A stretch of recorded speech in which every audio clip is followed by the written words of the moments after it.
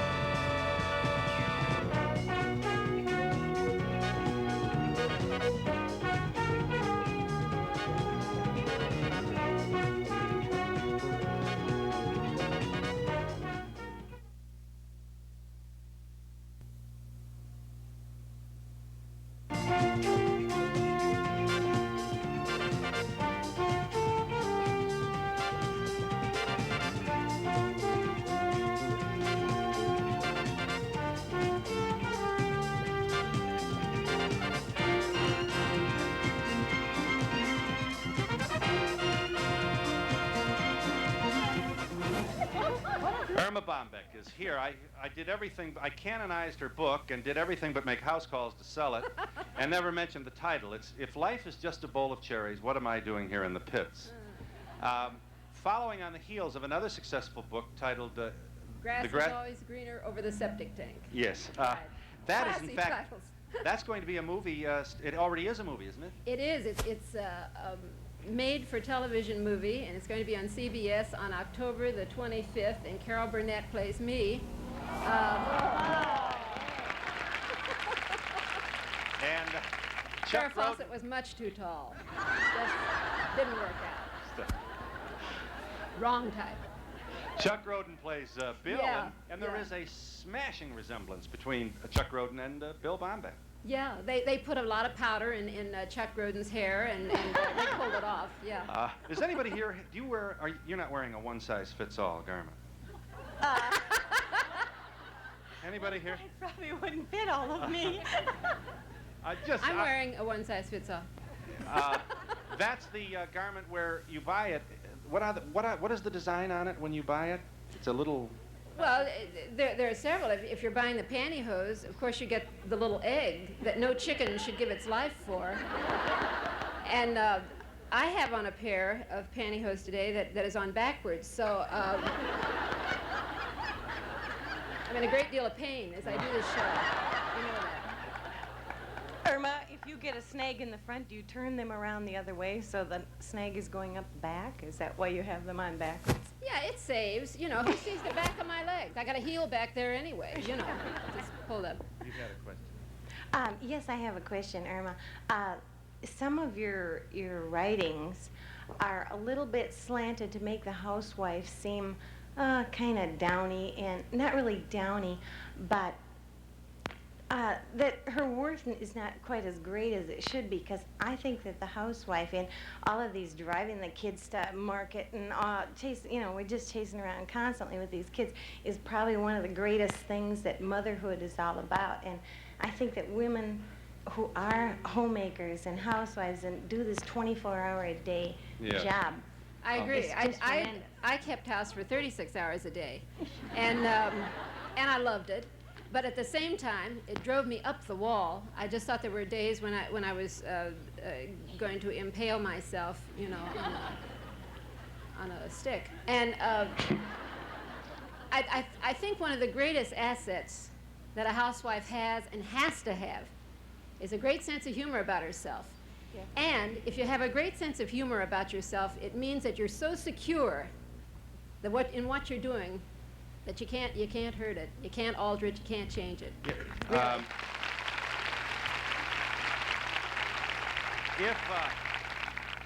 If driving the kids to Little League and changing diapers and washing clothes and making soup and providing varied menus and scrubbing the floor is really that wonderful, why don't more men take advantage of the opportunity? They don't know how fun it is. Well, we should be telling them, shouldn't we? Right. I try to tell my husband it's fun, but he doesn't really believe me. Irma, what was Phil really like as a neighbor? You couldn't borrow anything from him because he never had it. Is that true? Lawnmower always broken, grass turned brown. Had 2 pieces of shrubbery that bloomed between 3 and 4 a.m. on April the 26th. They were provided by the contractor. He's the one that gave us that. I'm asked so often, everywhere I go, did you really across from Irma? What's she really like? And I've said before, at the risk of boring some of the folks who have been through this with us before, Irma was always, you really were a wonderful neighbor in that you entertained.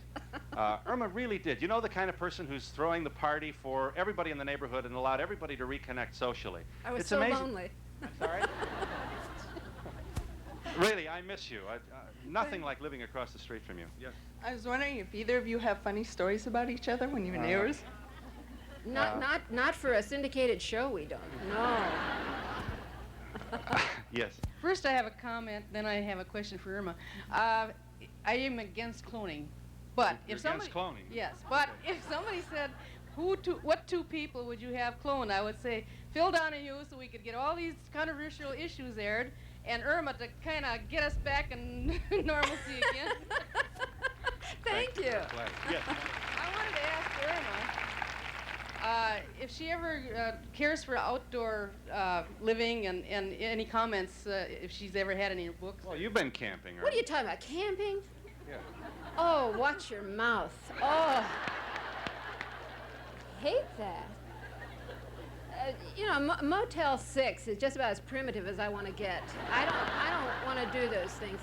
In fact, Phil has this camper parked over here in the parking lot, and I tell you, I got withdrawals. My palms sweated, when I saw the sink that was 3 inches wide, and I am not turned on by doing my laundry in a saucepan. Do you know what I'm saying? I don't like to do that. No. Irma, who first discovered you as a writer and when? Okay, nice question. I appreciate it because I welcome the chance to spread his name around whenever I can. The man who's responsible for anything I'm enjoying today, sitting up here in this nice chair, is a man called Glenn Thompson, and he was executive editor of the Dayton Journal-Herald in 1960s, early 60s. And in 1964, he came to me and said, would I like to write a column for the editorial pages of the Dayton Journal-Herald, opposite the editorial page. And he's the man who's responsible for all of it. I started to write a column, and he called it to the attention of a syndicate, and within 3 weeks, it was signed on, and it took off. So I owe him everything. Yes. Irma, I've always wondered, how do you get by with the things that you say about your family and friends? Do you ever get negative reactions from any of them? Yes. You? Yes. Well, first of all, Dr. Hamilton said we're supposed to touch, so now I can touch you. I didn't know that. So little time. Yeah, okay. Do you really have a Mavis? Oh, Friend. yeah. Yeah, I have a Mava. She's talking about the woman I mentioned so often in the column. She's my #1 Cadillac best friend, and she lives back in Dayton, Ohio, and she knows who she is. And it's really incredible because to have one good friend in your lifetime, I mean one really sterling friend, and that's as good as you have to get. And she's mine, and I bounce a lot of things. We don't agree on anything. I mean, she is of the wrong political party. She is always on the wrong side of every issue, but I love that girl. Just love her. And she's a grandmother, and I'm so jealous I could scream.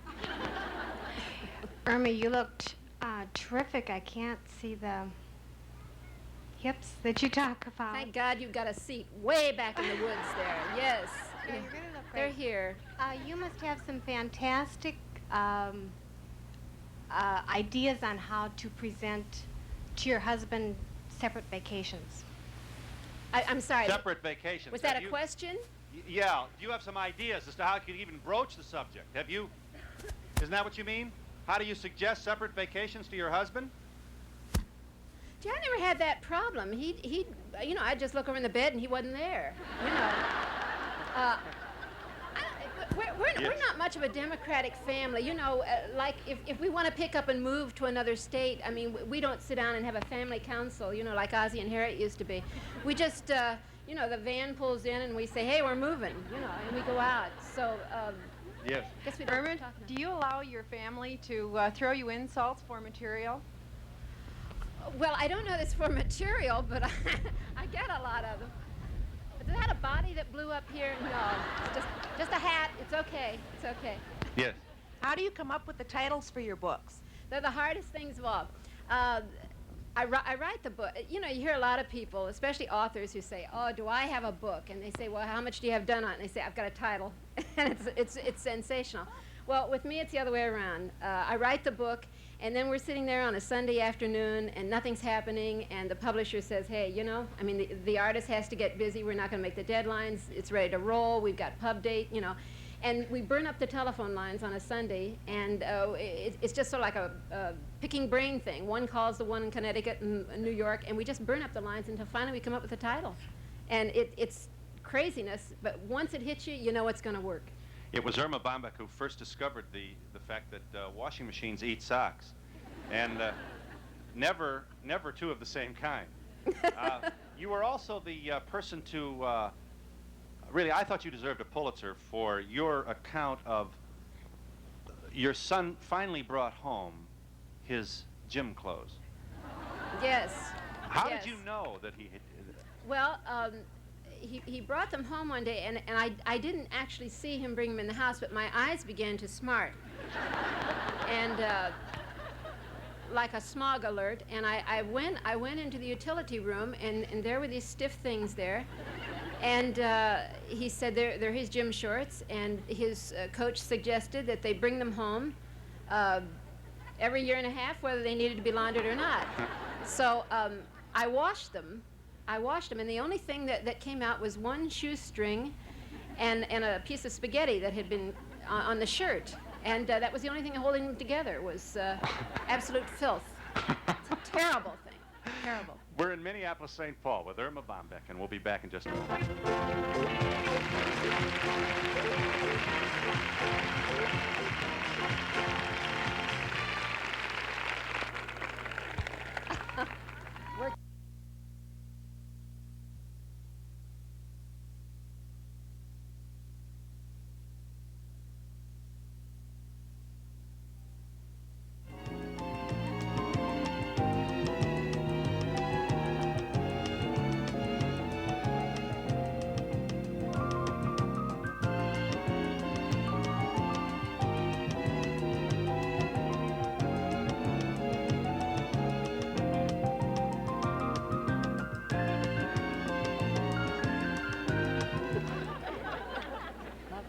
This is Erma Bombeck, but you already knew that, and this is her book titled "If Life Is a Bowl of Cherries, What Am I Doing Here? What Am I Doing in the Pits?" Irma is the woman who brought to us, as no one else in the world could, the information that coat hangers breed. Every time she opens her closet, there are more coat hangers in there. Also, that it's not that there was a lot going on at her It's not that a lot of people were always talking at the dinner table. It's just that she had a son who once took 7 years to finish a joke. It's true. I think it always happens to the baby. Yes, while I'm here. Yes, ma'am. Irma, I have a 2-year-old who's in the terrible twos. Could you give me a suggestion on how to keep my sense of humor during this trauma? That's not possible. Were you able to when your children were that age? No. I absolutely went crazy. I believe in naps. 10 or 12-hour naps. I don't know what I have no idea what the kid does, but I needed them. I took them. I used to lock them in a room and throw Hostess Twinkies in and close the door. Yes. Irma, how does your husband cope with your success?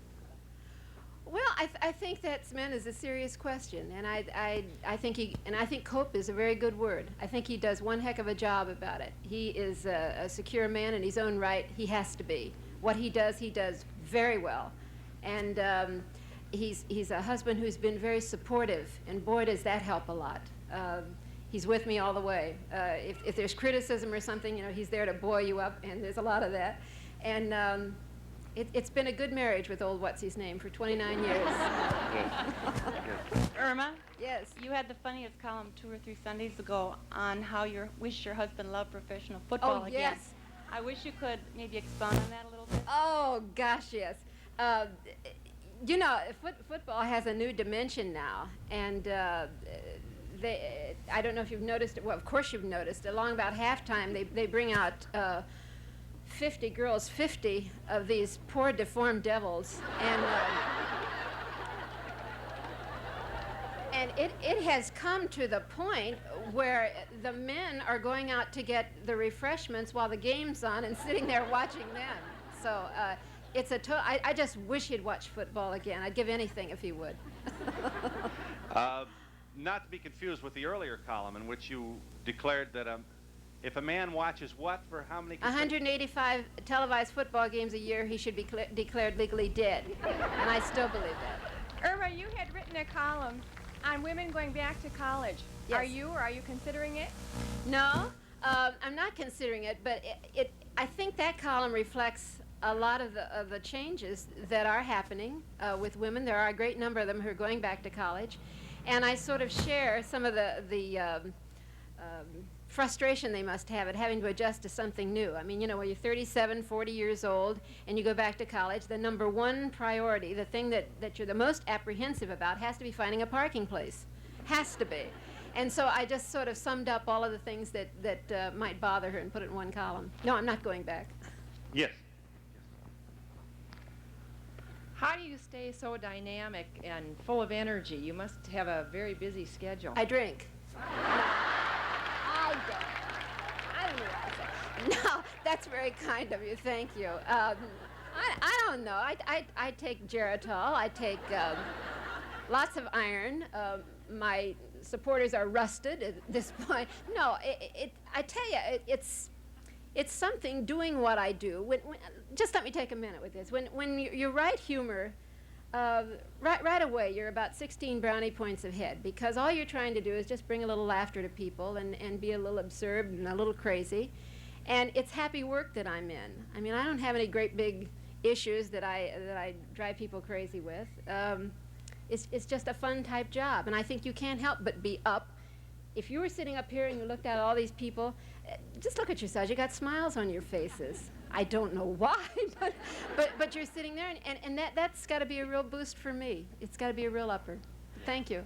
Irma, you're so clever and so witty. Do your children really appreciate you? Do they find you funny, or do you know, how do they find react me so funny, they're going to have me committed in about 3 weeks. Yeah, I think the kids have developed a sense of humor. They just have to survive. I'm sorry. That's all right. I have a serious question for Irma. All right. Like all gifted amateurs, I have a book in me. And I just retired, and I'd like to know if you could give me some advice about how to go about it. Okay, that's a good, fair question. I get a lot of mail on that, too, and I'm not sure I ever answer it to your satisfaction.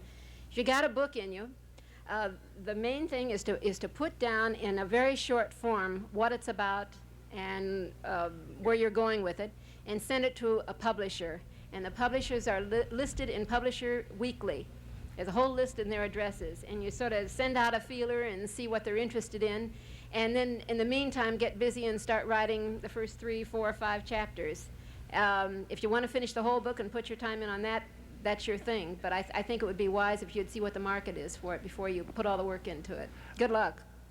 You are being written about now. Some of the most talented people in the country are trying to discover where Irma is now. I guess because they see you as a very real reflection of millions of women in this country who are coping with families, husbands, changing culture, and so on. Are you a feminist? And how different is your life now with the kids away? And do you feel, Ellen Goodman suggested, or thinks she sees a kind of another edge in your writing now as a result of where you are personally? Yeah, I read Ellen Goodman's column on me. Sure. I'm older now. When I started the column, I was 37 years old, and I had children, all 3 of them still at home, and I was putting down toilet seat lids, and I was busy doing all those things. Like a lot of women, when the children got older and they split and they started to do their own thing, and I let them fly away, it has changed me. It has changed the amount of time that I have to devote to what I'm doing. My career has obviously gotten a little bit bigger, and I think it has changed me. Age-wise, I'm somewhere between estrogen and death, and that has to make a difference, you know. And it does make a difference, and I am beginning to look at other avenues. It is no secret, all the articles have printed the fact that I am for the Equal Rights Amendment. I am not a member of NOW. I don't stomp for any great issues. I am anti-abortion. So you see, I do split on some of these things. Okay. I am for the Equal Rights Amendment because I think I've probably gotten to a point where I realize there have to be options for women after she has put in, as the woman suggested over here, a very fulfilling life of raising children. But my life does not stop now that my kids are out doing their number. So that's mostly where I stand now. What if you hadn't met Glenn Thompson? What if, I have to, it's at least interesting to speculate on what would have happened to you if this enormous energy and talent that you have had not had an opportunity to express itself. I'd probably be back there sniffing my laundry and I don't know. The question is important because you wonder how many other Erma Bombecks are out there bet. who will not get the opportunity, who have not had. Well, happily, the thing is changing. There are a lot of Erma Bombecks out there, and they're awfully good. They're awfully good. And I read them. They're writing for suburban papers, which is where I started. They're writing for daily papers. They're writing for magazines. And they're finding themselves. They're finding their niche. And I'm not sure that it's of any great sacrifice to their family. I think they're probably better people for it. Really do. Do you still have a crush on Paul Newman? It's not a crush. Oh. I mean, it's a full-blown relationship. We're in the Twin Cities with Erma Bombeck, and we'll be back in just a moment.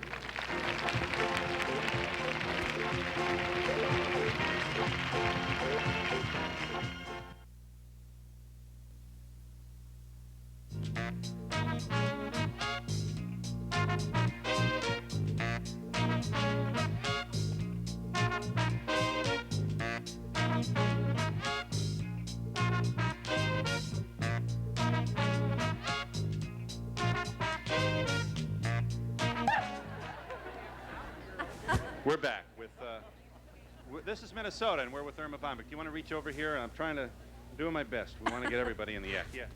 I was just wondering, for someone who is moved or when their husband is transferred, I can't understand how women do it with quite a few children. I don't have any, and I think it's hard enough just doing it alone. It's not hard. It is impossible.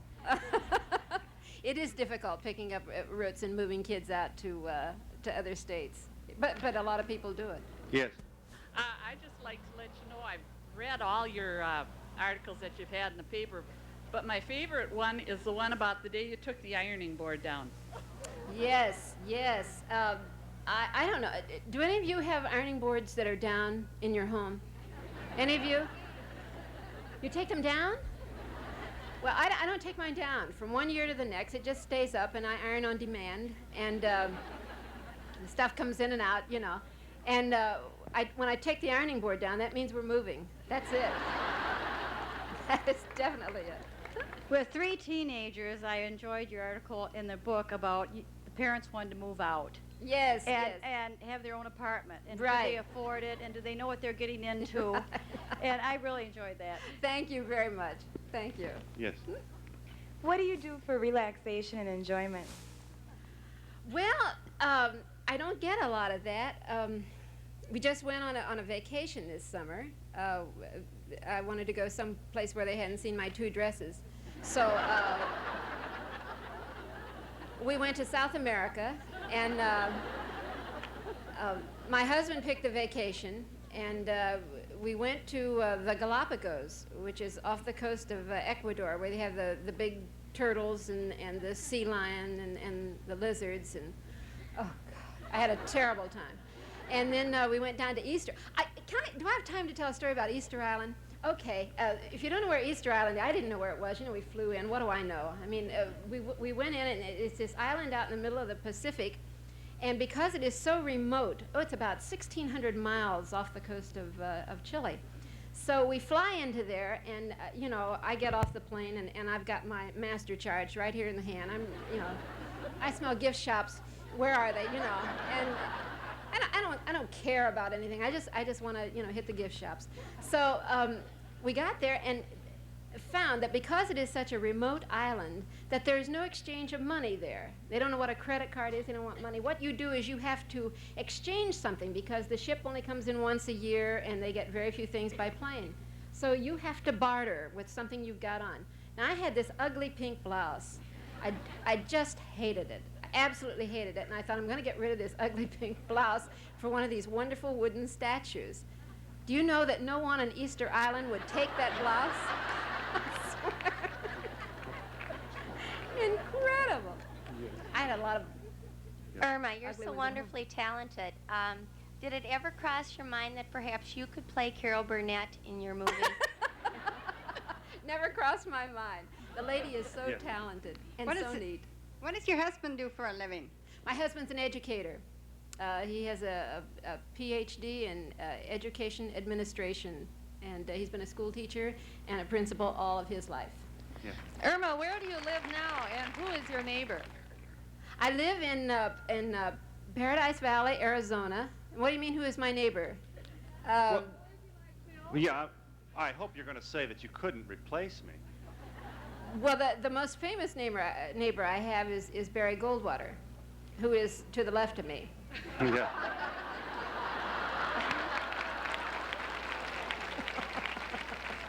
What were you like as a child? Were you the class clown at school? No, I wasn't the class clown at school. I just sat there and blended into the blackboard and just hoped no one would notice I was there. No, I was very short and started school when I was 5 and used to fall asleep. I fell asleep for the whole first 2 years. I just nodded a lot. When are they going to change your picture in the paper? I don't know. They're so jealous. I get so sick of that. They just... I don't know. I change my hairdo from time to time. You know, I went through my Florence Henderson period. Remember that? They had the cute little things around the side. And I'm going through my unmade bed period now. This hairdo is so terrific because all you have to do is stick your finger in your mouth and the other one in a light socket, and you're set for the day. I think your humor is great, but I think some of your best columns are the serious ones about your mother and your father. Oh, thank you very much. I get on my soapbox every once in a while. The article you wrote, which I won't attempt to recreate, it's more a poem, I think. I Loved You Enough. Oh, yeah. I guess what brought that one on is probably what brings most of them on is a personal experience with your own children. And they always hit you with this. Every time you disagree with them, they say, you don't love me. You know, and you just feel like someone has just, you know, hit you right in the stomach. And I just thought to myself, if you really knew how much and all of the things that they equate with disagreement and some ugliness or putting them down, are all things that you really don't have to go on the line. You really don't have to do that. It would be so easy to turn your back on them and say, oh, I don't care. But for a parent to really make a stand and to say, I'm sorry, but this is the way it is, that takes a lot of guts, and it takes a lot of love. And that's what the column was all about. Really. Irma, just give us a couple of enoughs. I loved you enough to wait up for you, or to... I loved you enough to tell you that your hand-picked friend was a creep. I loved you enough to tell you that you could go to Disneyland on Mother's Day. I loved you enough to make you pick up your own room when it took you 2 hours and it would have taken me 15 minutes. I loved you enough for what you are, not for what I wanted you to be. But most of all, I loved you enough when you said, I hated you, and that was the worst time of all. I think your column is just great. It's a ray of sunshine in my day, and I was wondering... I'm sorry, I didn't hear the first part. She loves your column. It's a ray of sunshine. Thank you. Really. I was kind of wondering, what did your mom and dad think about? What was the worst thing that you ever did as a child? Well, I think the worst thing I ever did as a child was not to be a tap dancer, which my mother wanted me to be. I swear, this is the truth. This is the truth. I have pictures of me when I was 8 years old, and I have on a little leotard, and then I have a flag, an American flag, hooked on to 2 buttons on my back, and then it was attached to my wrist. And then for my big finish, okay, for my big finish of my military tap, I would throw out, and there would be the American flag, and everyone would applaud. And my mother thought this was terrific. The flag had 13 stars in it. And she thought this was just sensational. And I was born of an era when Shirley Temple was in fad. And Mother thought I was going to replace Shirley. And I never got to be ambassador of Ghana or anything. Irma has also written a treatise on trying to find the little knob that turns the light on the lamp in the room at the Holiday Inn. Yes. I mean, before we continue, may I just take a brief time out here to share with the rest of America the truly wonderful area from which our show is originating this week. You might say that Minnesota is the best of all good things in life, and I want to give you just a visual reminder of the surroundings from which we are proudly coming to you this week. Rich in both agriculture and industrial trade, it's presented a beauty all its own, a beauty that changes character as the seasons unfold. And of course, there are the lakes, all 15,000 of them, 900 in the Twin City metropolitan area alone. St. Paul, the capital of Minnesota, is both a metropolis of commerce and important distribution center for the Northwest, a progressive city dotted with architectural reminders of a historic past. Twice named the All-American City, Minneapolis is famous for its Nicollet Mall, Gateway Redevelopment Project, and IDS Center, its tallest and most striking piece of recent architecture. Nationally in the forefront of modern congestion-free highways while preserving valuable parklands and residential properties, the Twin Cities has also appropriately been labeled the cultural mecca of the upper Midwest. The best of both worlds. That's what Minnesota is all about. But you knew that, didn't you?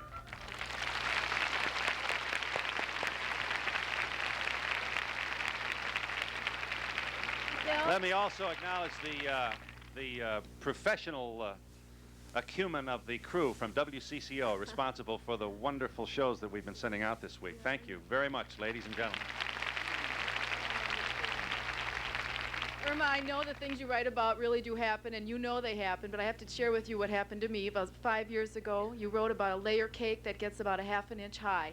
So I made one for my mother on Mother's Day, and it was in the Mother's Day article you wrote about it, and my cake was 1/2 inch high, and that's what I had to serve. It was a 3-layer, right? Right. Yeah. Yes. Yes. Irma, I have a twin sister who looks exactly like me. Every time we're together, we have someone who asks us, are you sisters or are you related? Do you have a response we can give to these people? Related through an umbilical cord, I guess. Incredible. Phil, can I tell you a funny story that, talking about looking like people? Bill and I went on a cruise a couple years ago, and we were sitting there in a big lounge, and they were trying to give us a briefing of where we were going next. And all of a sudden, the woman across the way turned to her husband and said, "There's Erma Bombeck over there." And I was looking to see where she was pointing, and she was like an idiot. I mean, I knew, but I was still looking, and I'm staring, and I said, "Hey, Bill, there's Bombeck." And we're both looking at, and I swear to you, I don't know what pictures they run, but the woman looked like Margaret Mead with a migraine. I couldn't believe that. Isn't that incredible? I don't know why. Hi, Phil. Are you going to hug me too? No, Irma, as a beginning writer with 4 teenagers, where would you find a quiet spot? I found one quiet spot, but the IRS questioned my expenditure of a toilet seat for my office. It's one of the few places where you can go. Oh, Jean Kerr used to go in her car all the time, sit there and memorize, you know, the oil and all the gauges and stuff. It's difficult to find a place. I work in a traffic area. You get used to it after a while. I hope so. Irma, have you ever written on second mothers? And I hate to use the word, but it's stepmother. Stepmother, yes. I married a widower with 3 children, and of course the only stories they'd ever heard was Cinderella and Snow White and all the horrible stepmothers that there are. I did do a column on step-parents a few years ago, and it got a lot of reaction. Some of it's such a sensitive area that I'm not sure that everyone can smile about it. It is just super sensitive, and I don't think we're ready quite to deal with that through humor. I gauged that by some of the mail I got, but I did do a column on it because one child went to school, and I think what happens is that when you merge a couple of families together, you've got kids who see their cousins, and you have a brother and sister who are 3 months apart, which is physically impossible. You've got all kinds of combinations, and it makes for a very weird situation. I think what? I think it needs some humor. Now, It does. I didn't have children, but it does need some humor, It does. and I think perspectives need to be opened up on it. I'll give it another go. Great, thanks. I have to break. I'll get to you in just a moment. Are you able to open the aspirin bottle? Have you made No, any? no, I still have the 2-year-old do it for me. Okay. The childproof flip top. Okay. Yeah. We'll be back at the Twin Cities with Erma Bombeck.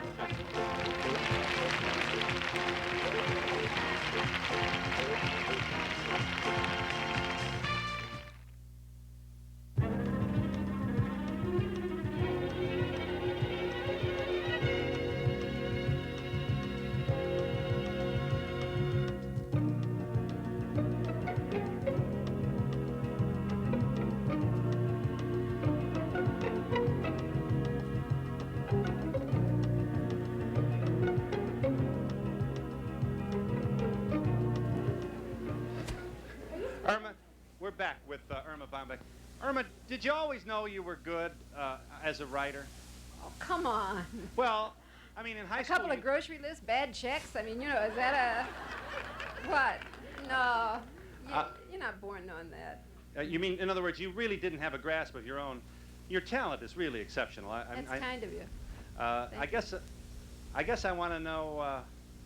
for all those who may think they have it, is that how you felt? Did you think you had it? Or Well, I think you're always insecure about it until you try it. And then I think a lot of women, I think I'm just like them. I sat at home for, well, I told you I didn't get started till I was 37.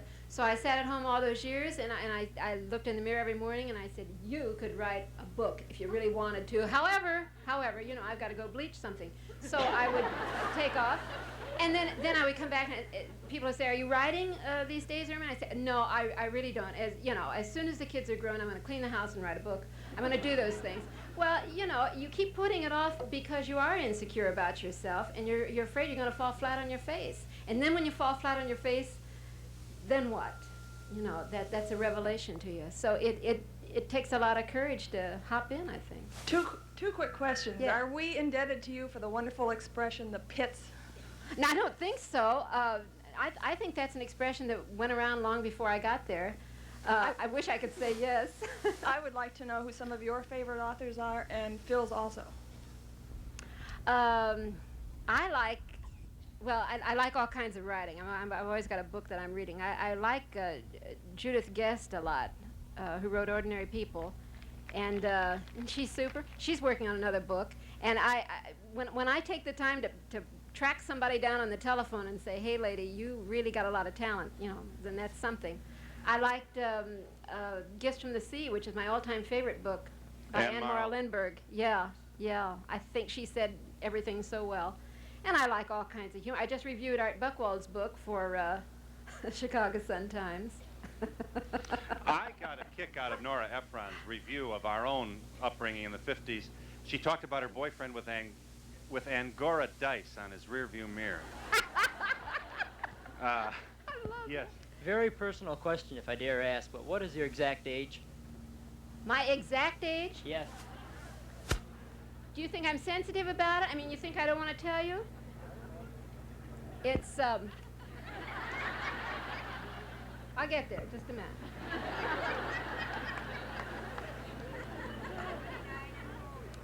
$51.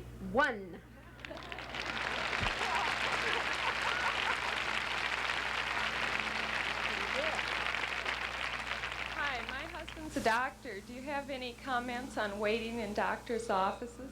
Oh, I have done so many things on doctors. Oh, yes. They're my favorite to pick on. I just love them because they don't write rotten letters to you. I mean, they got a good sense of humor about it. And I love to do things on doctors. Like, I did one once on when you move to a new area, you have to find a doctor. And every doctor you call, they say, the doctor's not taking new patients.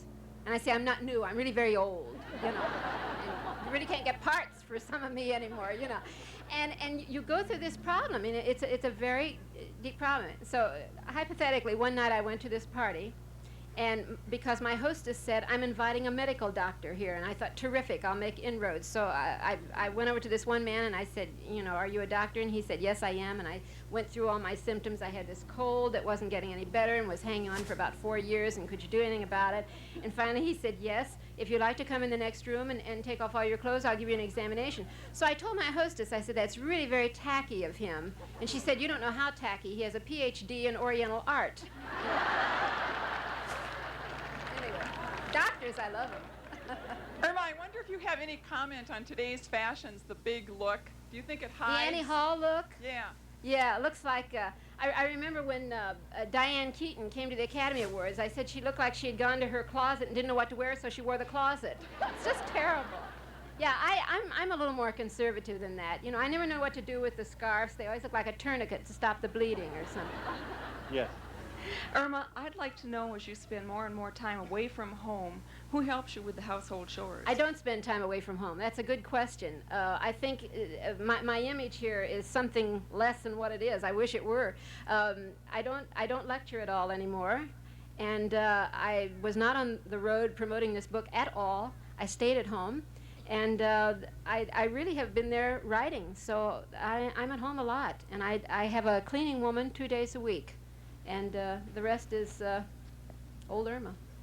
How do you structure your writing time? Do you have a certain time during the day that you write? Yeah, I'm very disciplined. I write all day long. And I'm on a new book now. Oh, I'm on a new book, so I really hit it on weekends. So I'm into it. Way back here. Can you see us? Are you working on any new books? Yeah.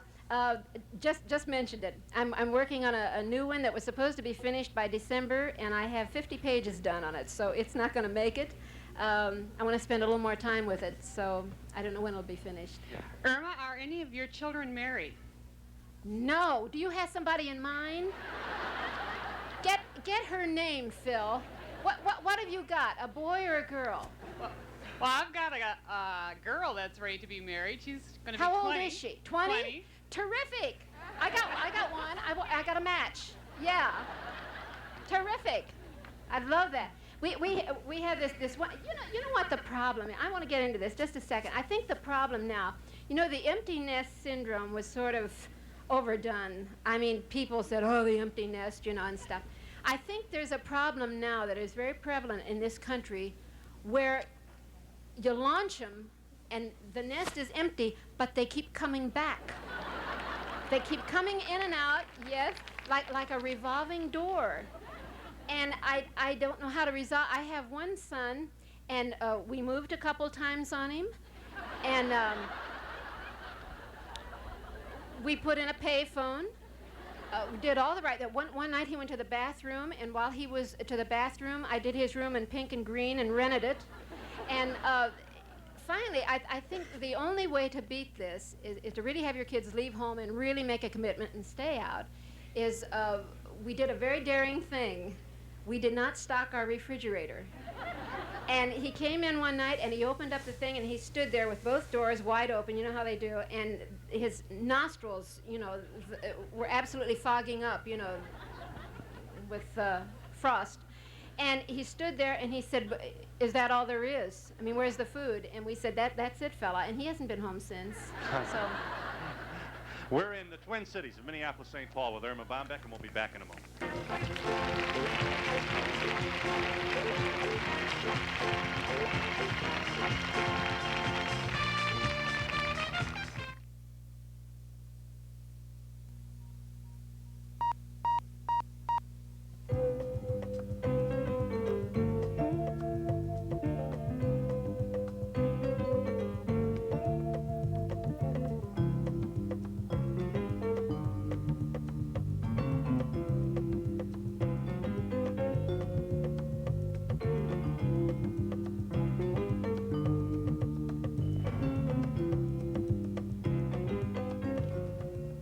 If life is a bowl of cherries, what am I doing in the pits? Only the #1 best-selling book in America today, and it's been that way since May. Testimony to your talent.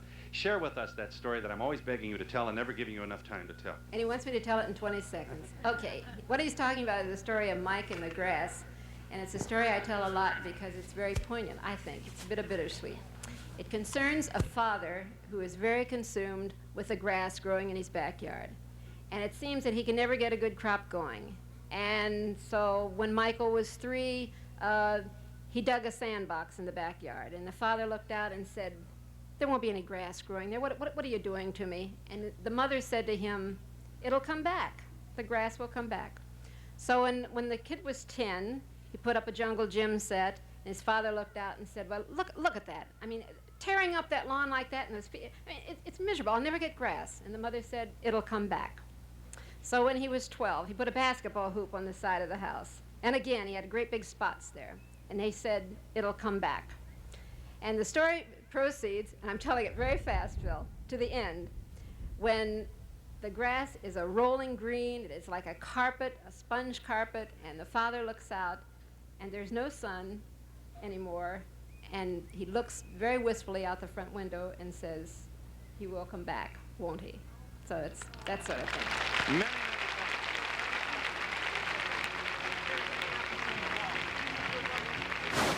thanks. Goodbye, everybody.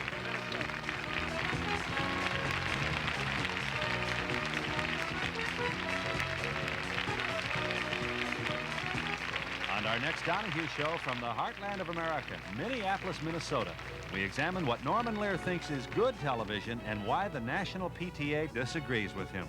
Join us.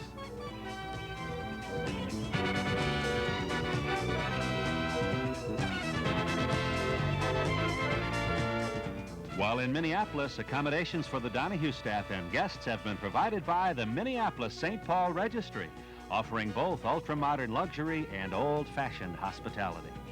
Services provided and promotional fees paid by the new Ford Fairmont, a car built for today but designed for the years ahead. The Ford in your future. Test drive it now. Fairmont, the newest, better idea from Ford. Some guests of the Donahue Show receive a gift certificate for True Value hardware stores who combine value and personal service in over 5,000 locations nationwide.